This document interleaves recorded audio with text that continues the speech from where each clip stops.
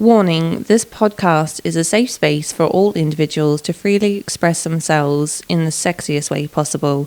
Any information or advice provided comes from our own experiences and in no means should be taken as professional advice. We respect each individual and their experiences and have zero tolerance for any rude or unsolicited behaviour. Hi guys, welcome to Project Sweet, Loud, Untamed Tarts, or as we know it, Project Slut. I'm a slut. Project Slut, the show that educates and entertains all things sex in an inclusive and positive way. Let's put power back into being a slut and fight back slut shaming with your host, Lavi. Today we're joined by Nakita Jones. She's a Perth escort and someone I met a few times and, you know, we vibe really well, don't we? Yeah, we'll go with that. Yeah. No, I'm joking. I love you so much. So today you're going to tell me a bit more about your escorting life. Give me all the dirt on it. Oh, the weird and wonderful life of a sex worker. Yes. I mean, I find sex work so interesting, not just the work that you do, but everything that goes into it, whether it's, you know, advertising, booking, actually physically seeing guys, and the kind of toll it takes on your mindset and how people can kind of detach and have a whole different life. Oh, yeah. Yeah, so we're going to get into it. So why don't you just start by telling me a little bit about Nakita Jones and how she got started? Awesome. All right. So I started off in the industry when I had just freshly turned 18. Now that is pretty young to even start. Like I didn't go to stripping. I didn't go to skimping. I went straight to sex work. Yeah, so I was 18, but like I thought about it for a few years when I was actually younger. But obviously you have like that thought process. There's a bit of shame and stuff around it. But yeah, no, when I turned 18, like just personal circumstances led you to certain things and you just got to throw yourself in the deep end. So when I started off, started off in private. I was there for I'd say about a year and a half. So then I got fired and then I started working for Madison Ave in Victoria Park. It no longer exists. I was there till it got sold and shut off and whatever. But at the same time, I also worked at Langtree's, which is like the most expensive bordello in Perth. Not a great environment. I left, then kind of did my own thing for a bit. Didn't really know what I was doing. Then actually like had a break. You go on hiatus like you need to. And then, yeah, started working at Club 316 and, yeah, just kind of on and off, did my own thing, started touring. Touring is a great opportunity for any worker. What's touring? Touring. So that's when you can go to each different states and you can work privately for yourself or link up with an agency, link up with a brothel or things like that. And yeah, it's just get your name out there. Definitely and that's another thing. It's also in the industry, a lot of girls change their names. Like they change their personas. I've been, I reckon 7 different girls type thing. But like right now I feel very comfortable with being Nakita Jones. Okay, so Nakita's worked many different types of avenues that sex workers can go down. How have you found being a sex worker in the years that you have? So, you know, it's been about, how many years now? About 8.5. And in those 8.5 years, how have you found this industry? How's it changed from, you know, when you started 8 years ago to how it is now? Back when I first started, I just kind of always remember this line that another worker said to me. It's pretty much like a rock star lifestyle. You make a lot of money, you make it really fast, but if you do not look after your finances, you'll just lose it. So then it's like you've got something 1 minute, it's gone the next. Like your life has no stability if you don't have a goal when you enter the industry. Yeah, so like when I first started, it can be quite toxic, especially when I started. I was on drugs, not hard drugs, but, you know, party drugs. But you would use them to stay awake and you'd be pulling ridiculous hours. And at the same time, I actually did work a normal job as well. So I would be awake during the day and then all the way through the night and then sleep maybe 3 hours and do it again the next day. You sometimes can fall into some very dark places. A lot of people can take advantage of you, and I'm talking it can be establishments, other workers, your clients. But then you also have the amazing side of it. You have these men who adore you, who want to help you, who become like your regular patrons.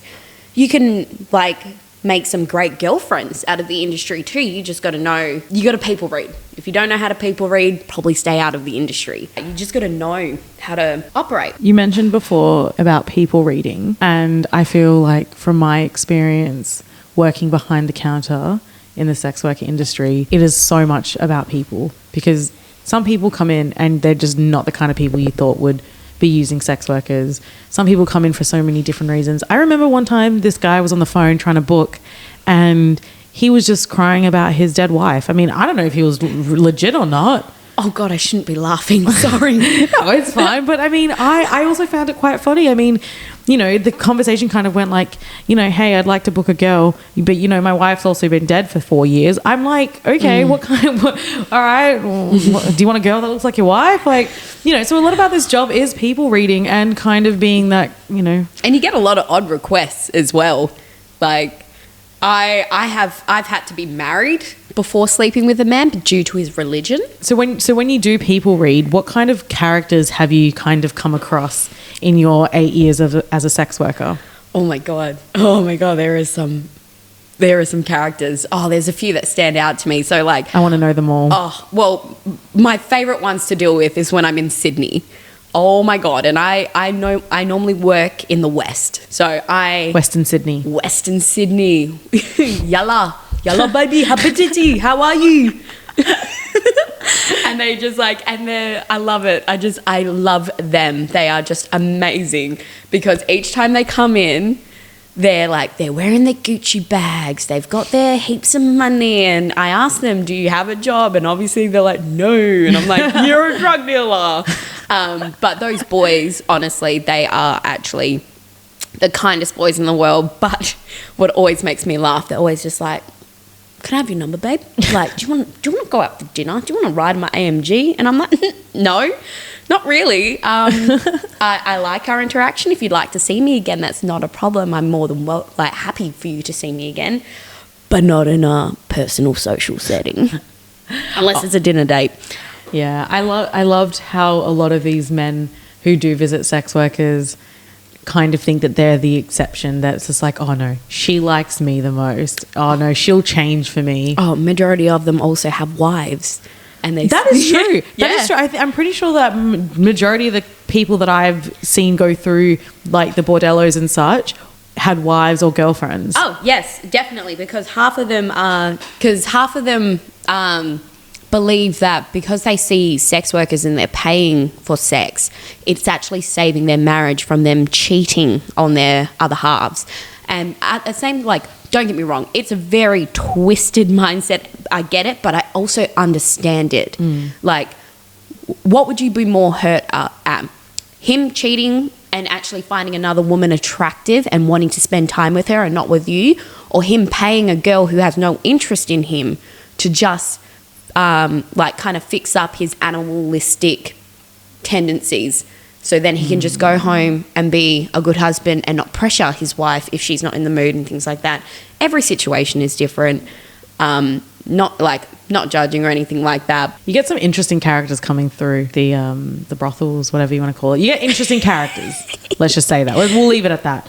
I want you to tell me a time where you've had a client that was just on a whole other level of a spectrum, that even you were just like, no amount of money can fix this situation. Oh, okay.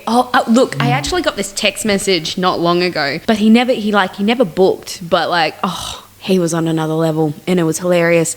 He wrote to me and he was like, I don't want sex. I want you to, I just want you to hurt me. And I was like, what do you mean? Like, does he mean like BDSM? Well, that's what I thought. But then I further asked him questions, and he was just like, no, all I want you to do is I'm going to pull my genitals out and I want you to drive over them in your car. And I just went, God. Are you serious? Surely he's fucking around. Oh, I don't know, but he actually wanted to know the make and model of what car I had. And I'm like, I have a big ass car as well. And I was like, I'll be sending you to the Royal Perth Hospital, man, if we do this. You'd kill him. Oh, yeah. But then he asked me, he was like, how much would you charge? And I was like, 2.5 grand, thank you. Like, And you need to sign a waiver that I'm not going to get legally in trouble for this. oh, literally. Like, if I actually did have a client who wanted to go through with something like that, I have paperwork ready to go. Oh, you do? Oh, yeah. Because you have to cover yourself. Because even in this industry, you need some level of insurance. Unfortunately, there's not a lot of companies that want to back like a sex worker, if you know what I mean. But also it goes with sexual health testing. Like you have to do it every 3 months. And if you don't, that falls on you. If you give something to a client, boom, you're paying their medical bills for the rest of their lives type thing. As your time as an escort, what have been some of the highlights of your career? Whether it was clients, whether it was when you're touring, whether it was the money you're making, what was kind of the things that stand out to you more? Okay, well, I would say in the past 2.5 years since the pandemic started, I've actually, the pandemic was a bit of a blessing for me. Because I know a lot of sex workers, especially in Perth with the hard borders, when it came down, boom, there goes touring. You can't go to other states to make money. I actually didn't care about the hard borders and I went to Sydney. And You cheeky little girl. what can I say? Sydney loves me. I got stuck there for 3 months because of the hard borders and all I did was work. And when I did work, I actually made a name for myself there. Yeah, the money I made was just beautiful. It was great. But coming back home, I had to rejig my operation. I had to think, like, in this new world, I can't keep functioning the way I have been. So I needed to think of something new. So I actually started leaning a bit towards having, like, maybe 1 or 2 patrons. Instead of seeing, say, 10 guys, I only see 2 guys regularly. So it kind of borders lines on a bit of a sugar daddy territory. But with that, you need to pick the 2 men that I have picked. They're amazing men. Like, one's about to buy me a new car. Ooh. One has helped me paid off 8.5 grand worth of debt.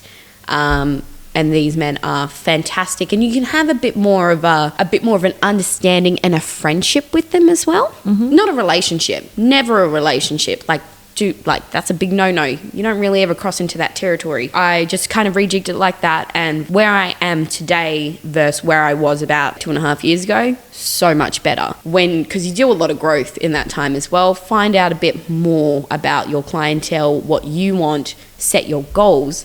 So now that the borders are down, it's all steam ahead. And like, it's just a great lifestyle to be in. I get to travel all around Perth. I get to go on holidays for myself. I get to treat myself. I get to become financially stable. And isn't that what every independent woman wants? They want to be their own entity. You know, you talked about some of the perks of, you know, your career in particular. Obviously, it's a unique and individual to your life.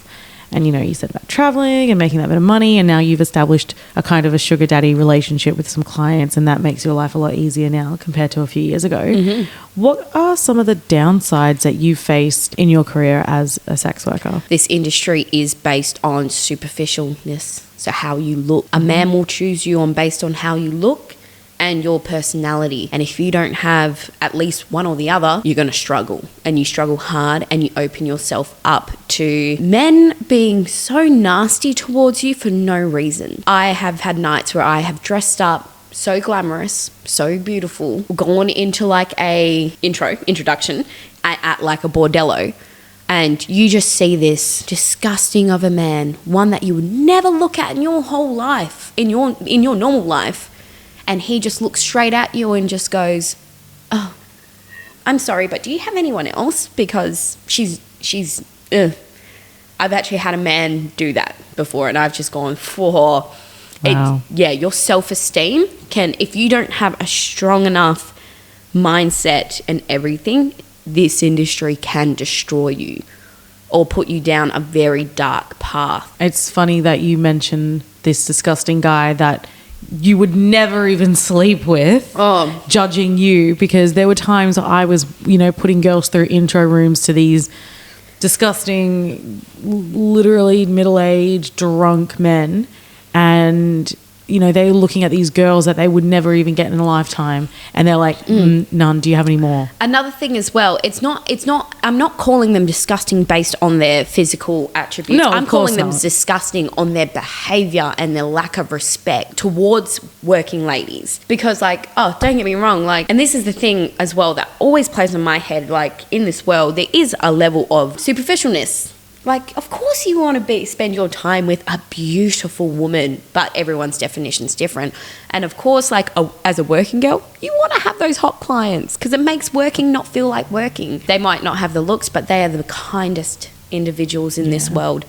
But yeah, as you said, it's the late night drunks it's that small minority that ruins it for the rest. For the most part, you know, the people that come through, especially those like the brothels and the establishments, you know, they do have quite a respect for women. You do get like my small minority that treat sex workers like shit. Quite a few men who do come through that are quite respectful to sex workers, and they're so lovely. Oh my and God, they're so nice. You know, you do get some really sweet, genuine clients who do need to seeing escorts, and like they're quite respectful. And you mentioned before that you had a really good shift, the last shift you did. Yeah. So I had a really good shift on my last shift because I had a disabled client. He was quite young, around 25, 27, somewhere in there. As soon as he wheeled into our entrance way of the club I work at, I just looked at him and I was just like, oh my God, like my 16-year-old self was like, I would date you. Like, you are just so beautiful. Like, he was just handsome as well. And the more I started talking to him, I was just like, oh, we're on a level, like, I'm going to make sure you have the greatest time. And that's the thing. So if you guys connect, your lady who you have booked will always actually go that bit more and beyond if she connects with you. That's true, because I know that so many girls keep their regular clients because they have some sort of a genuine respect and connection, friendship with their clients, that it's, you know, it doesn't matter if you give them a bit of an extra tip or whether they give you a bit of more of an extra service. It's just that, you know, that girl is going to go out of her way to make your experience more pleasurable because you're giving her that mutual respect back. Oh, 100%, yes. And he couldn't quite use his quadriplegic. So he couldn't actually fully use his fingers to hands. He could use his elbows and up to his shoulders. But so like I took a mile extra. I helped him out of his chair. I undressed him. I sponge bathed him. So like you have to tailor the experience for them. But then just from there, just making sure he was comfortable, making sure if there's anything I can do to make the experience and things like that. And yeah, it was just great. The 1 hour went so fast. And he was so happy that he even texted management. He was like, I'm so impressed with your establishment. I had the best service with Nakita. I would definitely be coming back here again. That's really nice. And I think that a lot of people do forget there is a side of sex work that do offer services to disabled clients because their needs do need to be met. And they're human. They are. And I remember it was quite a few years ago when I watched something on the news about a sex worker who only serviced disabled clients, and she had a setup where she had a machine that could actually take her clients into the shower and then take her into the bed. And I just thought about, wow, I'd never actually thought about a disabled person using escorting services because there are so many different types of clients that use escort services. Yeah. Not just disabled clients, not just guys who are a bit of a sleaze and just want to get their dick wet. What you eating there? Barbecue shapes. Not my favourite shape flavour, to be honest. That and pizza are my favourite. Oh, really? Chicken crimpy is my favourite. Oh, you're like him. You're like Mateo. Who's Mateo? Mans. I'm just like your mans. Me and him will share chicken crimpy shapes and you can have the pizza and barbecue ones. Pretty much. So during this week, I posted on our social media asking other people to send in their questions about what they want to ask an escort, you know, kind of things that people might be a bit afraid to, you know, ask in general. Yeah. So we're going to go through some of them. Hit me. The first one says, does it feel weird having sex in your personal life and then having sex for work? Me personally, no, because I never found it weird to distinguish between either. Obviously, one is more emotion filled. So when I actually have sex with someone I like, I put more into it. Whereas someone who I barely know and don't really have a connection with, very basic. So the next question we have is, have you ever orgasmed or really enjoyed any of the clients that you've had during your career? This is so funny. All right, I'm going to keep it short, but this is hilarious. Yes, I have orgasm once with a client. No, it wasn't because I found him attractive or anything. And he had a hook for an arm. What? But, Hold on. You cannot tell me that Captain Hook made you orgasm and give this a brief story. So come on. We're starting. How did you go to Neverland? Oh my God, okay. So I went to an outcall in Australand. So that's south of Bunbury.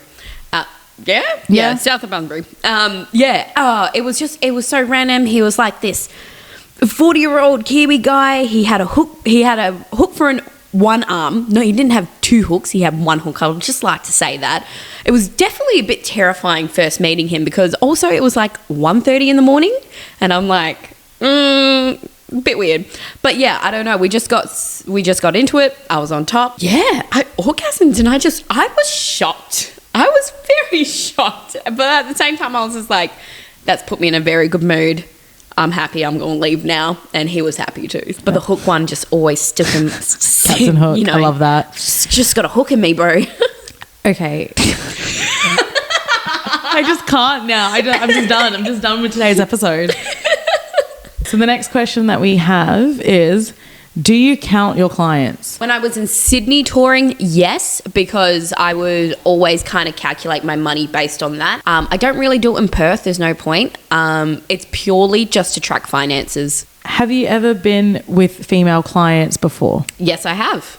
Yes. And how do they, I'm going to add this, how do they differ having female clients to male clients? Well, it's just being with a woman is definitely a more sensual experience. Is that what their kind of women clients are after? Yeah, majority. Okay, so when it comes to a female client, some of them are a bit shy to just jump in and do a full service. Whereas, so they will actually come in just for a massage. I like to call it, flick the bean for 15. Because they're coming for a massage and then they want a hand finish or an oral finish. It's not sex, it's like half sex. Because sometimes it's just like an intimacy that they're looking for. Okay, so we have a few more questions. Yes. What has been one of your most weirdest requests that you've gone through with? Oh, okay. Definitely the feet thing. Like, I'm generally not a fetish dom type of worker. Mm-hmm. But I did have this one particular client. He lived in a caravan park. He would always come and see me. Never wanted to have sex, but he always wanted to film my feet, like on him, in his mouth, or just like him touching them and kissing them, take photos of it. And it was weird because I don't find that very sexual, but as well, it's a fetish. Yeah. You can charge more. So that's probably the weirdest thing that has happened to me. What has been one of the oldest clients and what has been one of the youngest clients you've ever seen? All right, youngest, straight up 18. If you go any younger than that, it's called statutory rape. Yeah, okay, to the person who answered that question, shame on you. The oldest I've ever done was 85 and I was 19 years old. And he didn't speak English and he actually, the other girl I was working with had to go downstairs and get him and help him get into the elevator and press the buttons and yeah. Man's old. He was old. He was old. Do you think he took any Viagra? Oh, he was like a 3-pump wonder, but it was the most painful 3 pumps I've ever had in my life. And then at the end, I think this was just the creepy cherry on top. He touched my face and he was like, "Oh, beautiful girl." And I was like, "Thank you, please get in the shower." Okay, next question. Mm-hmm. What has been the most you've been paid for a job? I'm going to say $8,000. Whoa. A lot of money. That was like a weekend away type thing. Oh, yeah? Yeah. So what did that weekend away include? Okay, so I didn't pay for a thing. I got paid, which was beautiful. It was a trip down to Margaret River. Lovely. I was there for 4 nights and where we stayed was a beautiful resort chalet. Then we would go do day trips, Margaret River Chocolate Factory. We went to the caves. We'd go to the beach and have lunch. Again, I didn't pay for anything. It was fantastic. Where's my offer for this? The thing, it takes a few years to make that kind of customer rapport. Okay, and last question. What advice would you give to any girls who are thinking of maybe joining the industry? Look, this is a hard question, only because I'm not saying to women, join the industry. I'm not recruiting by any terms, means it's if you want to do it, go do it. But honestly, what you need to have if you want to excel in this industry, strong mindset. You need to have goals. Do not enter this industry without goals. Preferably, don't be doing drugs or drinking alcohol on your shifts as well. Solid advice, actually. Yeah. Oh, do not do it. Do not do it. It is just a recipe for disaster, and you're opening yourself up to so many bad things to happen. Have a great, outgoing, bubbly personality. Your clients will love it. Management will love you. And if management love you, they will promote you more. If you want to start in the industry, come in with goals. Do you want a house deposit? Do you want a new car? Do you want to go on that European holiday? It's been really nice having you on and just getting to know you a little bit more and getting to know about escorting in your career. And, thank you for answering all our audience's questions as well. I really appreciate that. Not a problem. It is a tough industry. As I said, it's a rock star lifestyle. You can make a lot of money really fast. There are many other avenues that you can go down, and then you can just try them if you want. But again, totally up to you. Oh, love it. Okay, and so if anyone out there wants to book Nakita Jones, how do they do that? Fantastic. So if you'd like to spend an evening with me, you can find me on various sites such as Escort and Babes, Ivy Society, Scarlet Blue. And we'll chuck your handle in to our Instagram as well. Just like to put out the message there. We have fantastic sexual health services in WA, such as sexual health headquarters. Yeah, I was there this week. Yeah, fantastic place. Even if you're not a sex worker and you are just a young adult and you're not comfortable talking to your normal GP about STIs, STDs, infections, or anything sexual related, hit up the sources such as them. They will help you out. Everything's anonymous. I'll actually put the website in the description as well. They honestly they are the gods. Also, for sex workers, we do have things such as Scarlet Alliance and Magenta, who love to help you out if you ever want to know about legislations about going to different states in order of touring and what you can and can't do and what you can say. Definitely hit up those resources. They will help you out no matter what. Thank you for having me on, Lav. Really appreciate it. Project Slut. Yes. Oh, you've been a veteran, haven't you? Oh, I know. That's all we have time for today. I hope you enjoyed tuning into Project Slut. Stay safe, stay whorish, and we'll see you soon.